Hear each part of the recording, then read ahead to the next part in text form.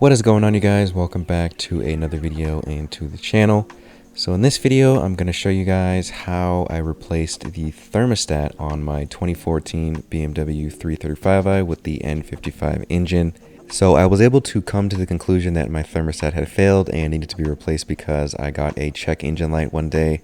Along with that, I noticed that my oil temperature gauge was not functioning after about a 20-minute drive. Usually it's at around 250 degrees Fahrenheit by then.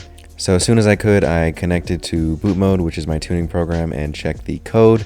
And this is the code that came up. It basically says the thermostat got stuck open, which means coolant was constantly flowing through the system, basically overcooling the engine and not letting it reach operating temperature. Now, this isn't horrible. You can still drive around, but it would be way worse if it got stuck closed, because then no coolant could flow through the system and your engine would overheat. So that is how I knew I needed to replace my thermostat, and I'm going to go ahead and show you guys how I did it in this video.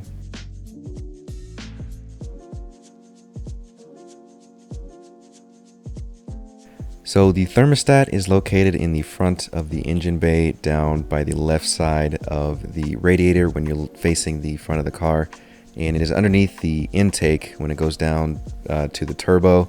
And as you guys can see, it is in a pretty tight spot.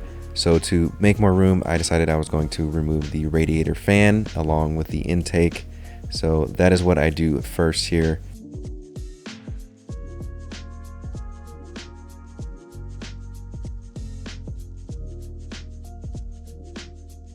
After I removed the intake, I put a towel inside of the tube that goes down to the turbo so that nothing would fall inside. So next here, to remove the radiator fan, I removed two T25 Torx screws, one on the top left corner here, and then one that is securing the transmission cooler to the radiator fan.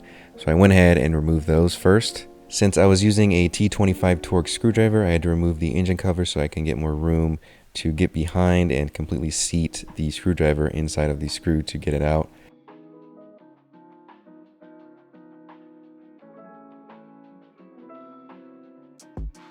Once I got the two screws out, I then removed all of the hoses that were connected and that were around the radiator fan so that it would not get caught as I tried to pull it upward out of the engine bay. Next, I went ahead and lifted the car up so that I could remove the under panel shielding for when I disconnect the hoses from the thermostat and a bunch of coolant comes draining out.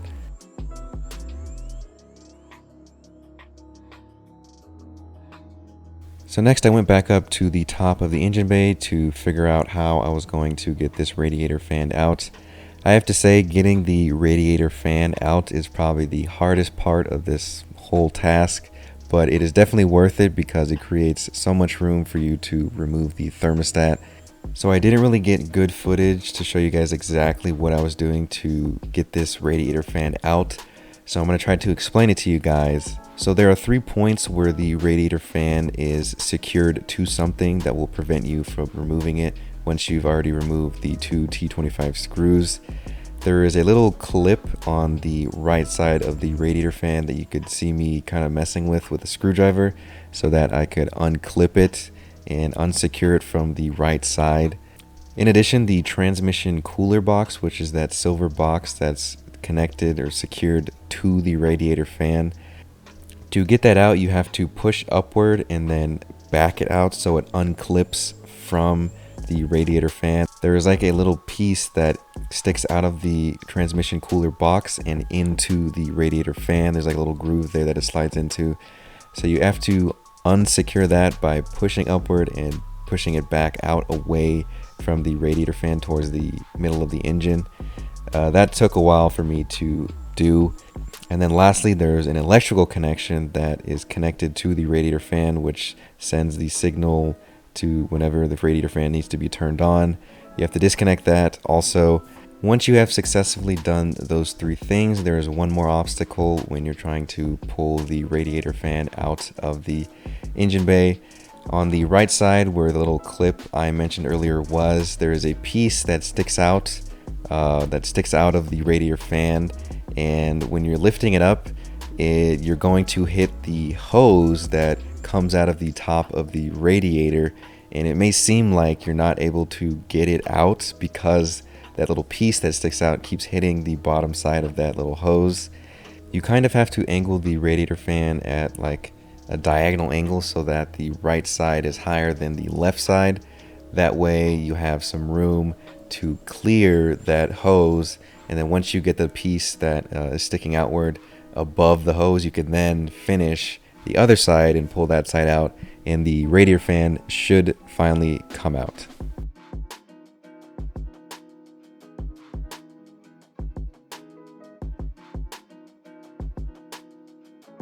So here is the piece that sticks out of the transmission oil cooler that secures itself into the radiator fan that you're going to have to unhook. And then here is the little clip that I had to use a flathead screwdriver to unhook from the radiator fan. And then here is where the little piece that sticks out of the radiator fan may get caught on this hose right here that comes out of the radiator.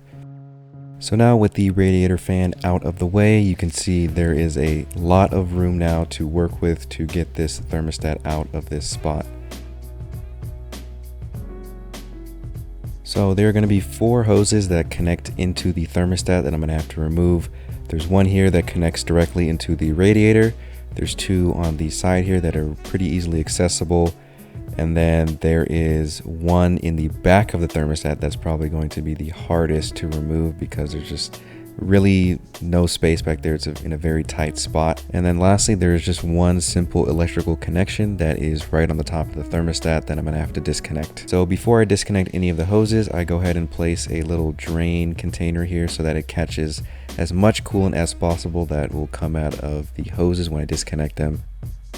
So the first 2 hoses that I'm going to disconnect from the thermostat are going to be the 2 on the side here that are probably going to be the easiest to remove.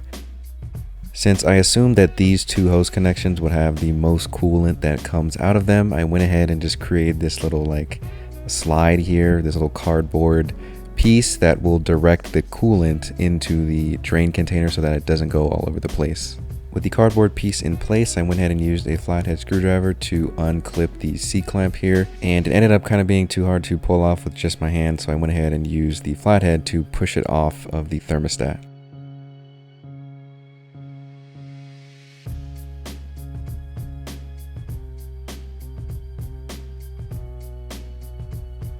Now the hose next to it is secured with a hose clamp that you need to loosen by turning this little bolt here. I used a flexible socket driver with an 8mm socket to loosen it.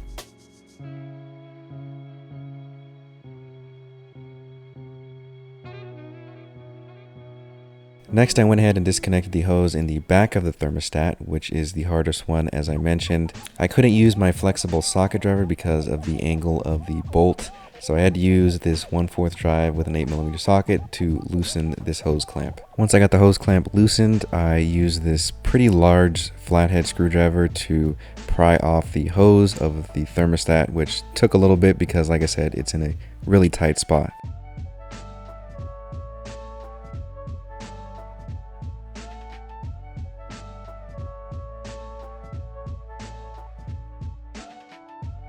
Lastly, I went ahead and disconnected the side of the thermostat that connects directly into the radiator. As you can see here, it's held on by another C-clamp, and I used a flathead to unsecure the C-clamp. Once I got the C-clamp loosened, I used a flathead to pry this thing off of the radiator. Along with the flathead, I also used a pry tool because I was really struggling to get this off. Just the way that this thing is seated, it just was really hard to fit and get a good angle with the pry bar and the flathead, but eventually I was able to get it off.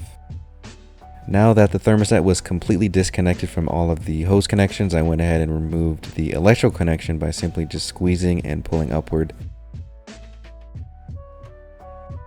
Now with the old thermostat out, here is a little side-by-side comparison with the new thermostat that I'm going to put in and the old thermostat. So now I go ahead and put the new thermostat in, ensuring that all of the hose connections are lined up with the correct openings on the thermostat. I start with aligning the hose in the back of the thermostat along with the other side of the thermostat that connects to the little opening that goes directly into the radiator. Then I go ahead and insert the thermostat inside the hose that is positioned in the back of the thermostat. You can see there is an arrow on the thermostat along with an arrow on the hose. I use this to ensure that the thermostat was in the correct position. Now I go ahead and push in the other side of the thermostat so it secures around the opening that goes directly into the thermostat. For this, you can go ahead and push the C-clamp down so that it's in position and ready to connect once the thermostat is seated all the way onto the opening. Once that was all the way on, I then reconnected the electrical connection on the top of the thermostat. Next, I went ahead and reconnected the other two smaller hoses to the thermostat.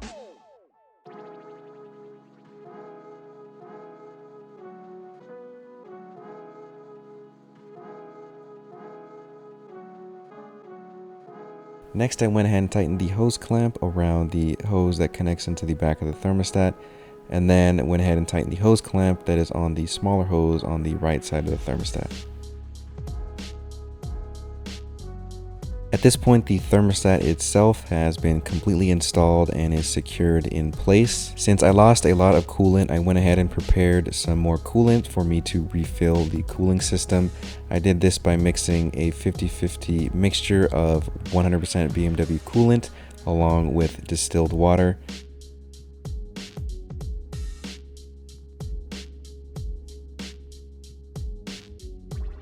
So now with the 50-50 mixture of coolant ready, I went ahead and refilled the coolant reservoir up until it reached the max point.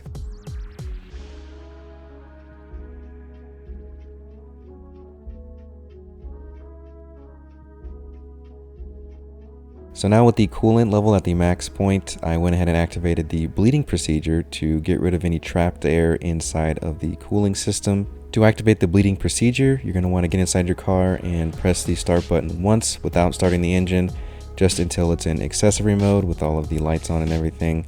And then you're going to want to turn on the air conditioning to the lowest setting with the temperature on the highest setting on both sides, which is 84 degrees. Once you have that set, you're then going to press on the pedal, the gas pedal, all the way down until you hear a click, and then you're going to hold it there for about 10 seconds.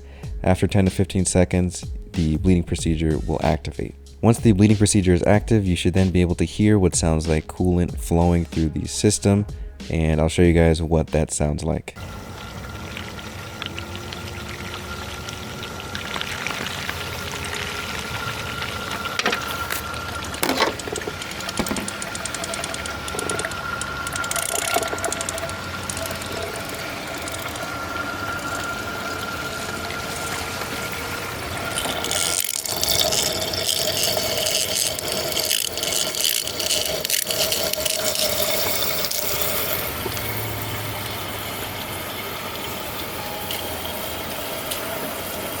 After about 10 to 15 minutes, the bleeding procedure will end, and I went ahead and checked my level, and the coolant had gone down a bit.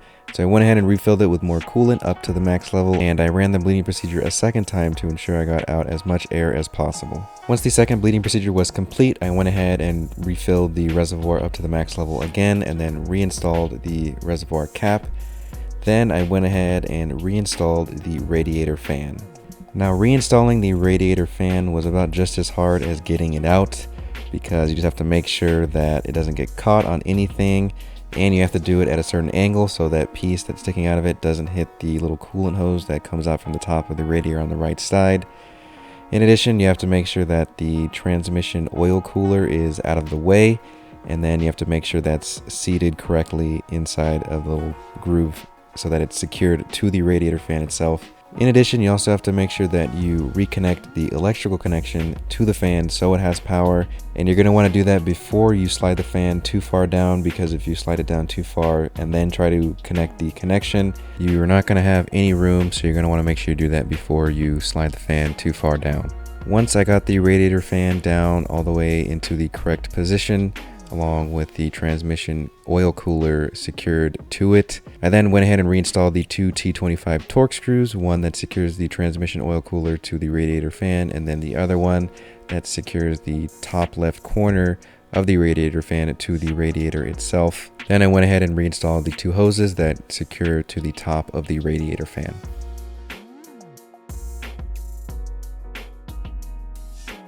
Then I went ahead and reinstalled the intake.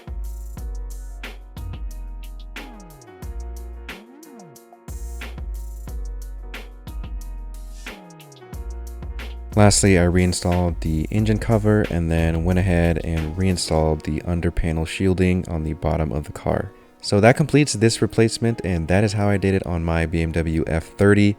Hopefully I was able to help guide some of you out there who need to do this task also on your BMW F30. I will leave a link to the exact genuine BMW thermostat I used in this replacement from FCP Euro, along with some tools that may help you do this replacement. Thank you guys for watching. I hope you guys found this video helpful and enjoyed this video. Give it a thumbs up if you did, and subscribe for more content like this. Otherwise, I'll see you guys in the next video.